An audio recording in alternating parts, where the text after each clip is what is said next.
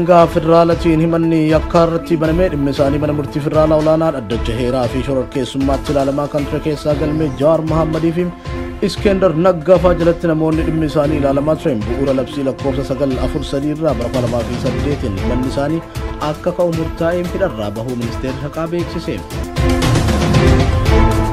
Hiikamuu hidhamtoota siyaasaa kanneen akka Jawaar Mohammad, Baqqalaa Garbaa, Hamzaa Booranaa fi kanneen biroo ilaalchisee magaalota Oromiyaa hedduu keessatti qeerroo fi qarreen gammachuu ibsatan oduu kanaan booda wajjin ilaalla.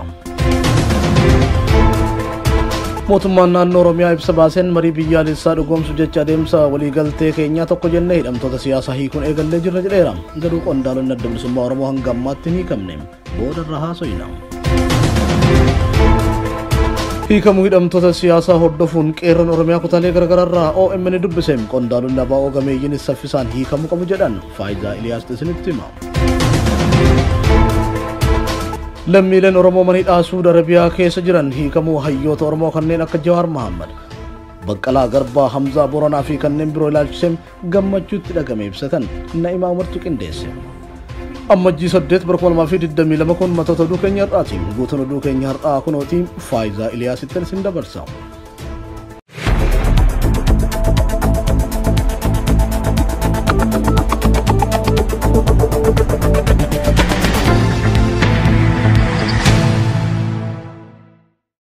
Akkam jirtan daawwattoota OMN oduu idileetiin isinitti himaane Faayidaa Iliyaas jalqabarratti Jawaar Mohammad, Baqqalaa Garbaa fi Hamzaa Booranaa dabalatee namoonni galmee obbo Jawaar Mohammad jalatti himatamuun mana hidhaa Qaallitti turan hidhaa irraa ba'uun mirkanaa'e. Gaazexeessaa OMN Mallasaa Dirribsaa, qondaala KFO Dajanee Xaafaa, eegdota Jawaar Mohammad, konkolaachisaa OMN Boggaalaa Dirribsaa, Shamsaddiin Xahaa fi Arafaat Abubakar dabalatee namoonni galmee Jawaar Mohammad jalatti himatamanii hidhaa turan kaleessa galgala hiikamanii. Turtii sa'aatii muraasaatiin booda immoo Jawaar Mohammad, Baqqalaa Garbaa, Hamzaa Booranaa, Boonaa Tibilee fi Saajin Guutuu Tarrafaa duubatti hafanii turan hiikamuun isaanii mirkanaa'ee jira.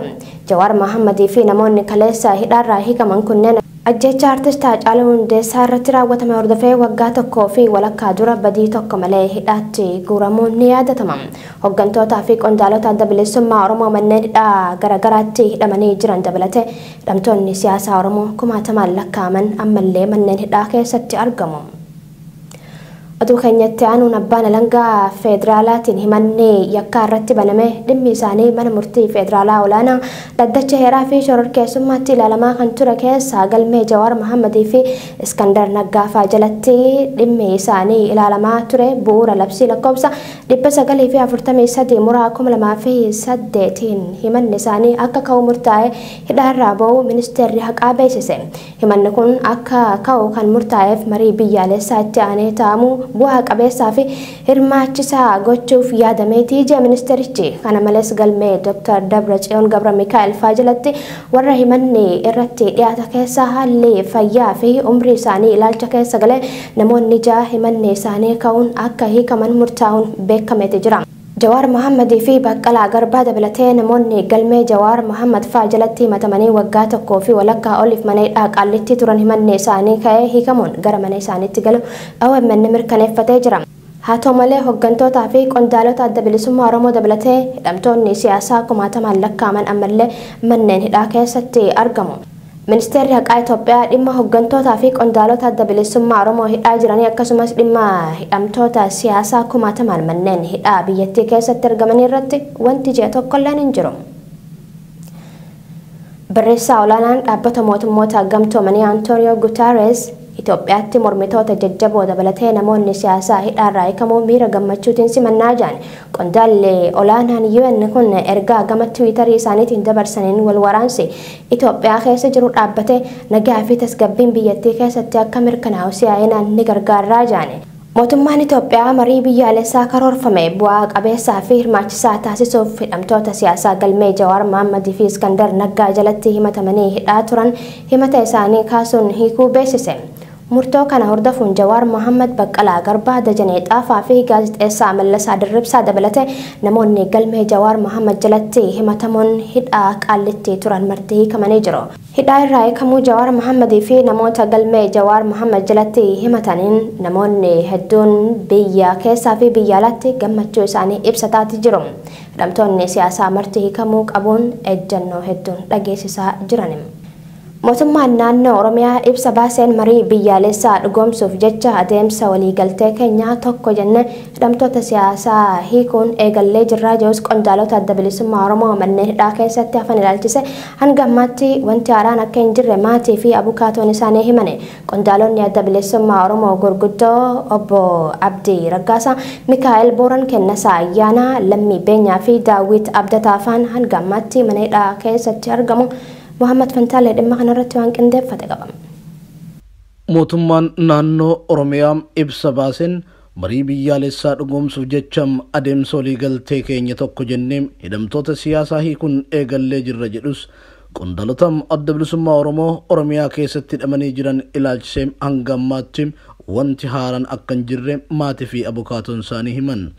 Qondaalonni adda bilisummaa Oromoo gurguddoon obbo Abdii Raggaasaa, Mikaa'el Booran Kennasaa Ayyaanaa, Lammii Beenyaa fi Daawit Abdataa bulchiinsa magaalaa Galaan keessatti hidhamanii kan jiran yoo ta'u, qondaalonni gariin Dr. Gadaa Oljirraa, Battee Urgeessaa fi kanneen biroo ammoo manneen hidhaa godina addaa naannoo Finfinneetti hidhamanii jiraachuu isaanii yeroo garaagaraatti gabaasaa turuun keenya ni yaadatama. Guyyaa kaleessaa himatamtoota galmee obbo Jawaar Mohaammed jalatti himataman dabalatee hidhamtoonni siyaasaa saba biroo hiikamanii jiru. Haa ta'u malee qondaalonni adda bilisummaa Oromoo hanga ammaatti waa'ee isaanii ilaalchisee wanti dhagame akka hin jirre maatii fi abukaatoon isaanii Oromiyaa Miidiyaa Neetwoorkitti himanii jiru. Abukaatoon hidhamtoota siyaasaa Oromoo obbo Tuulii Baay'isaa bilbilaan akka odeeffannoo nuuf kennetti hanga ammaatti hiikamuu fi hiikamuu dhabuun qondaalota adda bilisummaa Oromoo ilaalchisuun wanti isaanitti himamee hin jiru. Qondaalonni ABO kunneen hundi duraan bakka tokkotti hidhamanii kan turan ta'us torban muraasa dura addaan baafamuu isaanii gabaasnee turre. Obbo Abdii Raggaasaa qajeelcha poolisii magaalaa Galaanitti hidhamanii kan jiran yoo ta'u, Lammii Beenyaa, Daawit Abdataa, Mikaa'el Booranii fi Kennasaa Ayyaanaa ammoo kaampii waraana Galaan jiru keessatti hidhamanii jiru. Koloneel Gammachuu Ayyaanaa gara Finfinneetti dabarfamuun mana hidhaa federaalaa naannoo Meeksikootti argamutti hidhamanii jiraachuun isaanis ni beekama. Miseensa maatii hidhamtoota keessaa namni Oromiyaa Miidiyaa Neetwoorkii dubbise waa'ee hiikamuu qondaalota ABO wanti quba qaban akka hin jirre odeeffannoon haaraan itti himame homtuu akka hin jirre himan. Abukaatoon isaanis oduudhuma wal fakkaatu himuun hanga ammaatti wanti haaraan akka hin jirre dubbatu. Hidharraa hiikamuu Jawaar Mohaammed, Baqqalaa Garbaa fi namoota biroon gammachuusaa ibsataa kan jiru uummanni Oromoo qondaalonni ABO fi hidhamtoonni siyaasaa kumaatamaan manneen hidhaatti guramanii jiran hundi akka hiikamaniif gaafataa jira. Ibsa mootummaa naannoo Oromiyaa irraa kenname jechuun waajjirri komishinii mootummaa naannoo Oromiyaa toora Facebook irratti akka ibsetti marii biyyaalessaa dhugoomsuuf jecha adeemsa waliigaltee keenyaa tokko jennee hidhamtoota siyaasaa hiikuun eegallee